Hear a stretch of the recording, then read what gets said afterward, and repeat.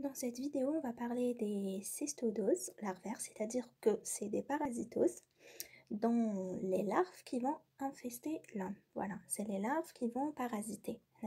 Alors qu'avant, les cystodoses à l'état adulte, c'était le ver adulte qui parasitait l'homme.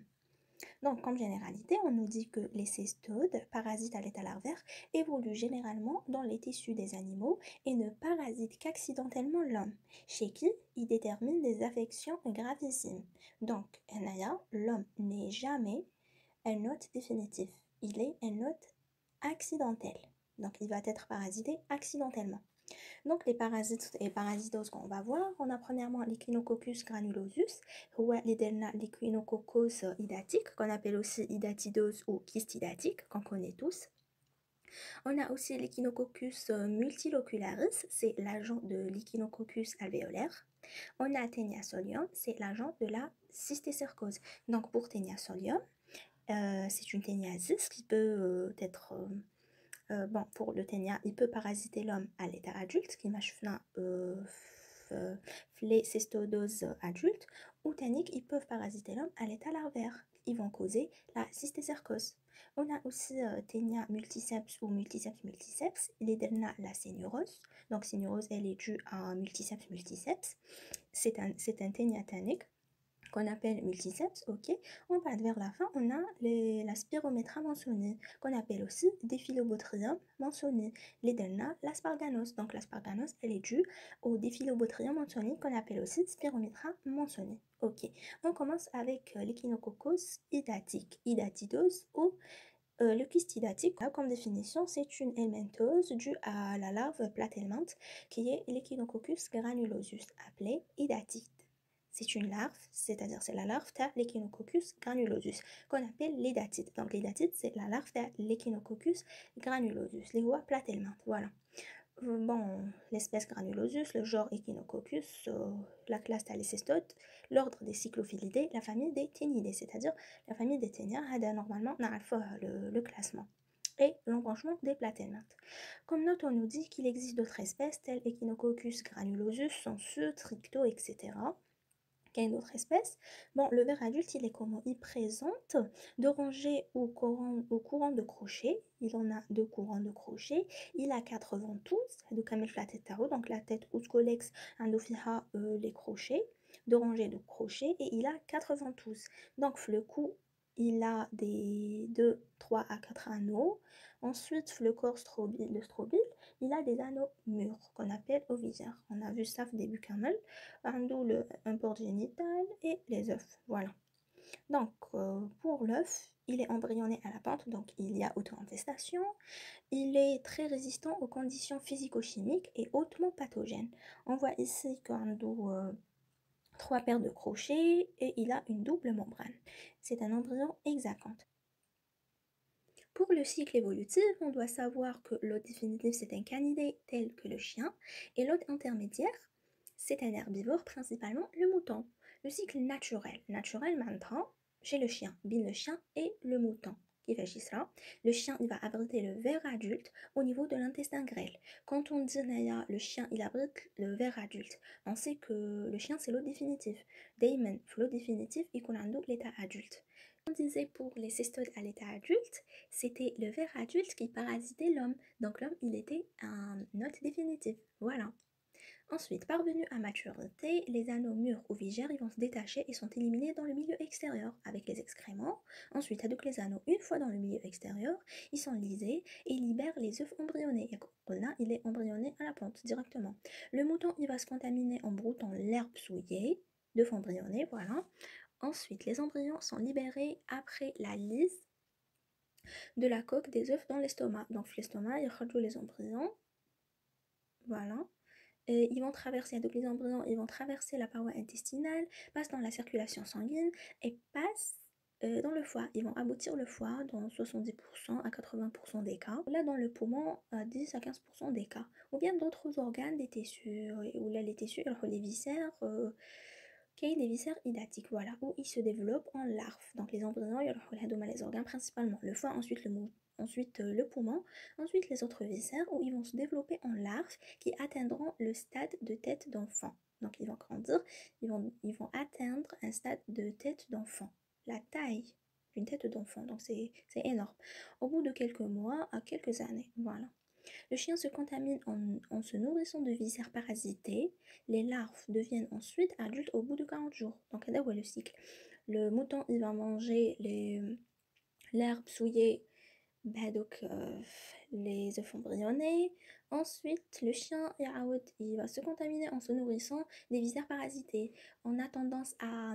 Non, d'ailleurs, on n'a pas tendance à jeter les viscères après un fly et tout quand on égorge le mouton, il jette n'importe où les viscères. T'as le mouton, bah, le chien, il va manger avec les viscères et il va se recontaminer. Hadar, ouais, le cycle. Ok, le chien se contamine en se nourrissant des viscères parasités. Les larves deviennent ensuite adultes au bout de 40 jours. Le cycle accidentel, maintenant, le cycle naturel. Donc là, le cycle accidentel, l'hydrolhomme.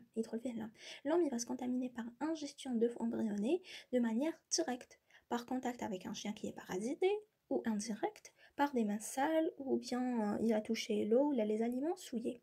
Les embryons sont libérés après lisse de la coque t'as l'œuf dans l'estomac, voilà, ils traversent la paroi intestinale, passent dans la circulation sanguine et aboutissent le foie. Qui m'a le mouton, et alors le foie de 70 à 80% des cas, dans le poumon 10 à 15% des cas, ou bien d'autres organes, on a les viscères hydatiques. En bas, avec l'embryon, il va se développer en larve, donc les organes. Pour la structure de l'hydatide, c'est très important parce que Flucucéum, ils vont nous dire de l'intérieur à l'extérieur ou ch'kayen. Donc il faut savoir qu'à l'intérieur, kamel, la tête ou scolex détenia, les vésicules. Ensuite, on a les vésicules filles. Ensuite, qu'est-ce qu'il y a aussi? Il y a aussi à l'intérieur du liquide hydatique qui est sous pression. Donc il ne faut pas toucher, il ne faut jamais toucher le kyste hydatique. Il y a aussi la membrane ou cuticule interne. C'est un organe noble ou proligère. Il y a ensuite la membrane ou cuticule externe. Ensuite, il y a le plan de clivage chirurgical et il y a à l'extérieur quand même le périkyste ou adventice. Donc, il faut apprendre de l'intérieur à l'extérieur ou qu'est-ce qu'on nous dit ici? La membrane ou cuticule interne proligère. D'accord. Donc, il y a la membrane ou cuticule interne proligère qui bourgeonne pour donner des vésicules fines. Ensuite, on a le liquide hydatique ou là, qui est une eau de roche. Il est sous pression. Il est déconseillé de ponctionner ou d'y appuyer dessus parce qu'il y a un risque de le romper. On va dire le scolex et les têtes du ténia et c'est pas du tout bien. Il contient des glucides, des lipides, des protéines et des sels minéraux. Donc, il faut connaître Tani ou Shikayin. Le liquide hydatique, ça peut être un objet d'un QCM. Pour la répartition géographique, l'hydatidose elle est cosmopolite, principalement en zone d'élevage, oui, quand les moutons et les chiens, qui comptent le cycle naturel. L'hydatidose elle suit le mouton comme son nombre. Haka on nous dit. L'Algérie, elle est classée comme 5e pays endémique. Pour l'étude clinique, la découverte de la maladie peut être fortuite. On dit que le kyste hydatique de foie, qu'est-ce qu'il va nous faire? Le foie qu'on a de 70 à 90%, il va directement le foie. Ça évolue calmement, l'évolution elle est calme, silencieuse et tranquille. Ça va nous faire une hépatomégalie qui est indolore, ça fait pas mal, sans fièvre, avec compression des organes voisins. On a un soulèvement de la coupole diaphragmatique droite qui sera en brioche. On a urticaire, subictaire, et ça peut nous faire des complications, ça peut comprimer les voies biliaires et nous faire une surinfection ou la rupture du kyste. C'est pas du tout bien. Le kyste hydatique du poumon, ça va toucher le poumon, donc on aura des tours, une dyspnée, une hémoptysie et des formes en obus ou en boulet de canon qui seront visibles en radiographie du thorax. Donc la radiographie du thorax, on va avoir une forme en obus ou en boulet de canon qui sont visibles dans la radiographie. Voilà. On peut avoir des vomiques après rupture de kyste. Donc, kyste qu'on a une rupture de kyste, on a des vomiques et une surinfection. Toujours qu'il y a une surinfection. On a une autre ici, tous les organes et tissus ils peuvent être touchés. Cerveau, œil, maxillaire, thyroïde, etc. Cœur, rate, n'importe où. Avec le kyste, il peut se développer n'importe quel organe. Pour le diagnostic laboratoire, on fait l'examen direct. On va mettre en évidence les vésicules filles dans les vomiques ou dans les pièces opératoires. Donc là, les vésicules filles, l'examen direct. L'examen indirect, on va faire la sérologie pour mettre en évidence les anticorps. Donc pour jouer les anticorps contre le kyste.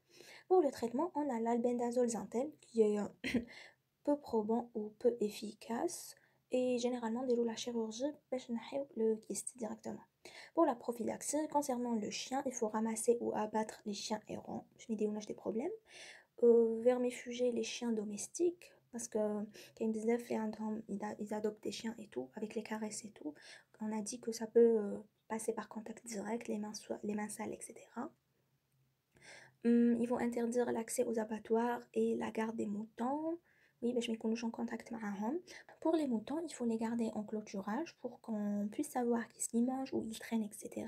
Il faut incinérer les viscères parasités, c'est-à-dire نحرقوهم, même les carcasses t'as les moutons morts, ou les enfuir sous terre, c'est-à-dire ندفنوهم avec du grésil et tout. Donc ما نخليهمش ils traînent n'importe où pour que les chiens ما يروحوش ils vont les manger. Voilà. Pour l'homme, il faut faire l'éducation sanitaire toujours, éviter le contact enfant-chien, interdire l'abattage clandestin, et voilà. Et la voie de contamination se fait par voie orale, par ingestion d'œufs embryonnés ou par contact direct avec le chien parasité ou bien indirectement en souillant les mains sales, etc. On doit connaître aussi que c'est une parasitose cosmopolite. Donc, surtout les zones d'élevage, on a dit que ça suit le mouton comme son nombre. Et ça atteint principalement le poumon, principalement le foie et le poumon, et ça peut toucher n'importe quel organe. Et pour le traitement, l'albendazole en a, mais il n'est pas vraiment efficace. Le traitement chirurgical, il faut retenir ça.